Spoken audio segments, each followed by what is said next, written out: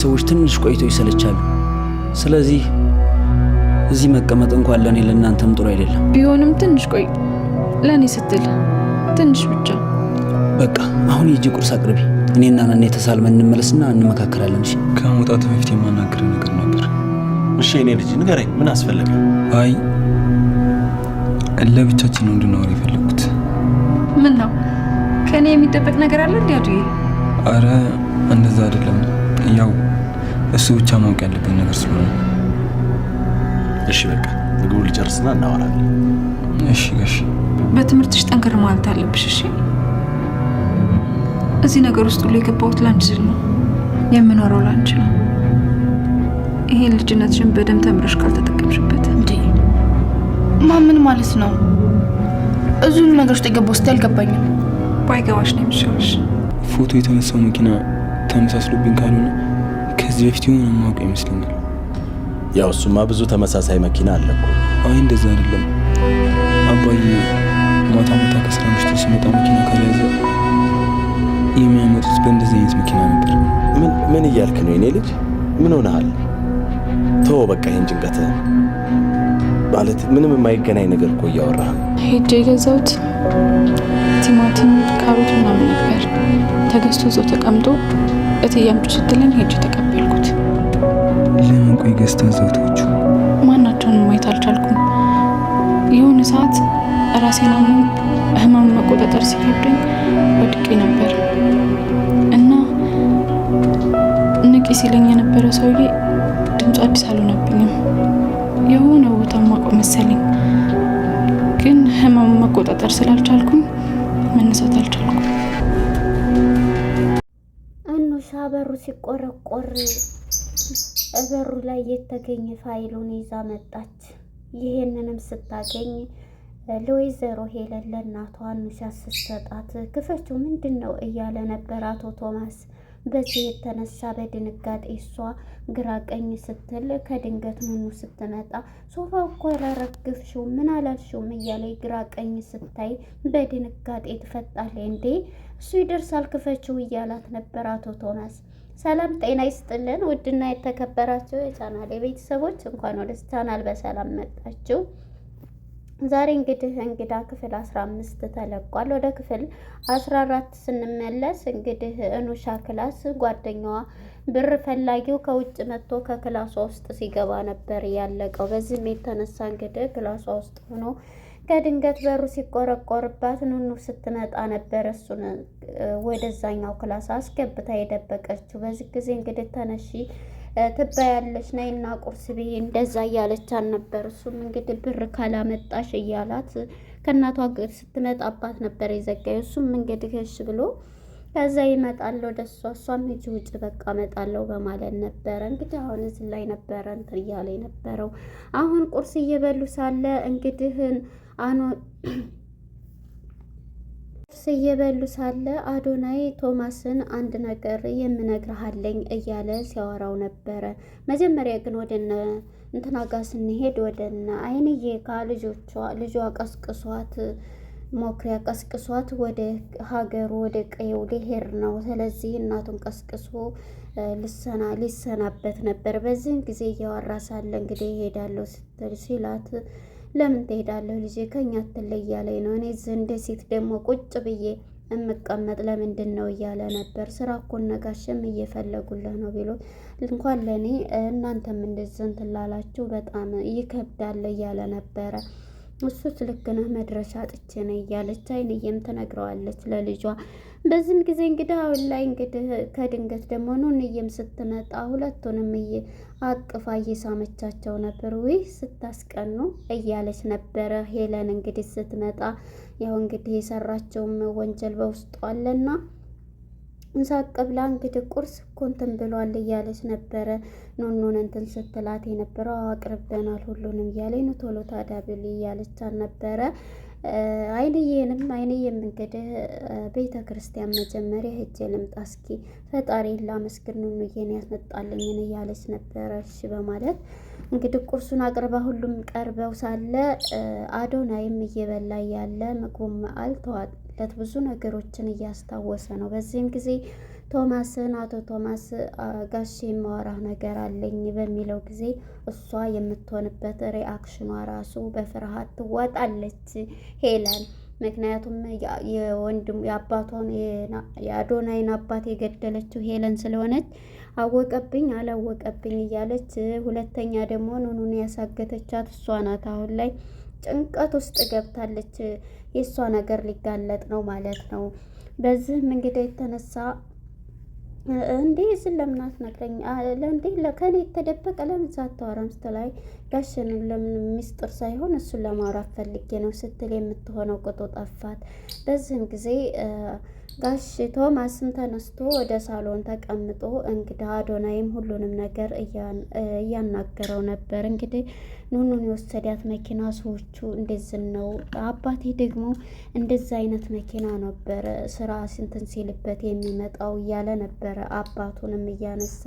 ምክንያቱም እኔ ቤት ያልተዋጠልኝ አለ እያለ በጥያቄ ውስጥ አለ።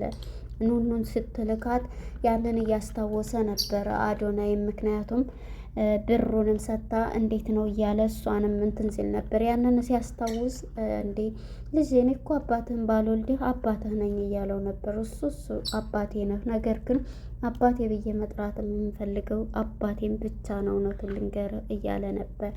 በዚህም ጊዜ እሱ ልክ ነህ እያለ ነበርና አቶ ቶማስም ይሄን እያወራው ሳለ በመሀል አንድ ይሄ እንኳን ሁሉም እኮ ሰው ተመሳሳይ መኪና ይኖረዋል እያለ ነበር። እሱ ልክ ነህ፣ ግን ቢሆንም የሆነ ብቻ ውስጤ ያልተዋጠልኝ ነገር አለ እያለ ቀጥታ ወደ እሺ በቃ ይሄ ከሆነ እያለ እሷ ደግሞ ይዝን ጊዜ ምግቧንም ትታ አኑሻ ገባ እንድ ቁጭ ብለው ነበር። አኑሻም እንግዲህ እንደዚህ የእናቷን ሪያክሽን ስታይ ምን ሆነች ነው እያለቻት፣ ልጄ ላንቺ ብዬ ነው ይሄንን ዋጋ የከፈልኩት ላንቺ ስል ነው እያለቻት ነበር።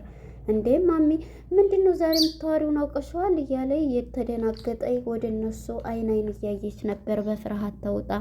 ላይ ስታርጊ ነው ምንም አይደለም በኋላ ነው የሚገባሽ እያለች ነው ስትላት የነበረ። ይወድሻለሁ እያለ እንዴ አባቴ አይወደኝም እንዴ ታዲያ አባትሽም ይወድሻል እያለቻት እያለ በጭንቀት ውስጥ ትገኛለች። እንግዲህ ማነች ሄለን ማለት ነው። ይሄን ነገር አውቆቷል አላወቀውም እያለች ነበረ። በዚህም ጊዜ ሚሴጅ ራሱ እየበላች እየላከች ነበረ ወደዛ ወደ የሚያግቱት ሰዎች እየተጻጻፈች ነበርና ይሄንን እያለ እሱም እንግዲህ ወደ ኑኑ ጋር ነው የሄደው። ኑኑ ጋር በመሄድ ኑኑን እጇን ይዝና ይጠይቃታል። ሲጠይቃት ንገሪኝ እንዴት አይነት ነው መኪናው? ሰዎችንስ እንደሆን ታውቂያቸዋለች ብታይ ቦታውንስ እያለ ጥያቄ ውስጥ ነበር። እንዴ እኔ አሁን እኮ ተመልሻለሁኝ አምልጫለሁኝ። በእርግጥ ጨለማ ስለሆነ የመጣሁበትን ያው ሰፈሩን ስሙን ምናምን አላውቀውም። ጽሁፍ እያለ ይጠይቃታል። ሲያፍንሽስ? መኪናው ትልቅ ነው ግን ስላፈኑኝ የሆነ ነገር ስላሸተቱኝ ደክሞኝ ነበረ። ግን የተሸፋፈኑት ሁለት ልጆች ድምፁ አንዱ አዲስ አልሆነብኝም፣ ግን መልኩን አላየውም። ፊታቸውን ስለሸፈኑ ላቃቸው አልቻልኩም፣ እኔም ስለደከመኝ እያለች ነበረ ኑኑም ለሱ ስታስረዳ የነበረው። ምክንያቱም የአባቴ ገዳይ እነሱም አብረው እንዳሉበት እንደዛ አፍነው እንደወሰዱት ብሎ ስላወቀ እንደዛ እየተጠራጠረ ነው ያለው ይሄ ነገር እያለ ሁሉንም ነገር እያስታወሰ ነው። በቃ አሁን መሄድ አለብኝ ብላ ተነስታ ትሄዳለች። ማነች ኑኑም ማለት ነው። በዚህ ጊዜ እንግዲህ ሄለንም ተነስታ ወደ ሳሎን ትሄዳለች። በዚህም ጊዜ እንግዲህ ሳሎን በምትሄድ ጊዜ ሄለንም እነሱም አውርተው ምንድን ነው ምን አዲስ እያለ ነበረ። አይ ዝም ብሎ ነው ስለ እንትን ነው እያላት ነበረ። ዝም ብሎ በቃ ተመሳሰለ። ጭንቅላቱ የሚያስበውን ነገር ነው። ጭንቅላቱ በጭንቀት ውስጥ ስላለ በዛ ነው ይላታል። ማነች ሄለን ይህን ያወቀ መስሏት። በዚህም ጊዜ እንግዲህ በራቸው በጣም እየተመታ እየተቆረቆረ ነበርና ምንድን ነው በሩ ደግሞ የሚቆረቆረው እያሉ ነበረ።